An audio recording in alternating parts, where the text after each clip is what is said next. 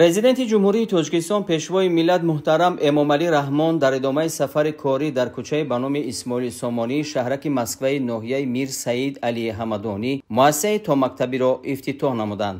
Бароҳбари давлат муҳтарам Эмомалӣ Раҳмон иттилоъ доданд, ки бинои дуошёнаи муассиса дар майдони 0,156 гектар сохта шуда, аз 2 ҳуҷраи корӣ, 6 хонаи хоби кӯдакон, 8 айвонча, майдони бозӣ барои кӯдакон, толоҳро барои гузарондани машғулияту чорабиниҳо, ошхона, ҳаммом ва амбор барои нигоҳдории сӯзишворӣ иборат мебошад.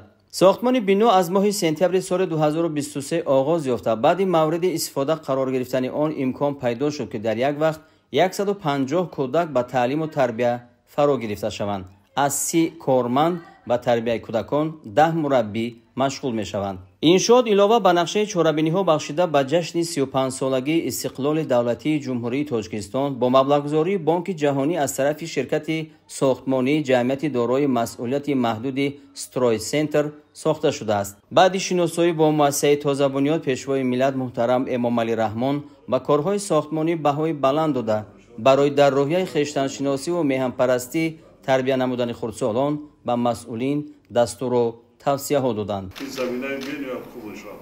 Кӯдак ветиназ мешавад барои кӯдак омода шудан ба муассисаи таълимӣ рафт.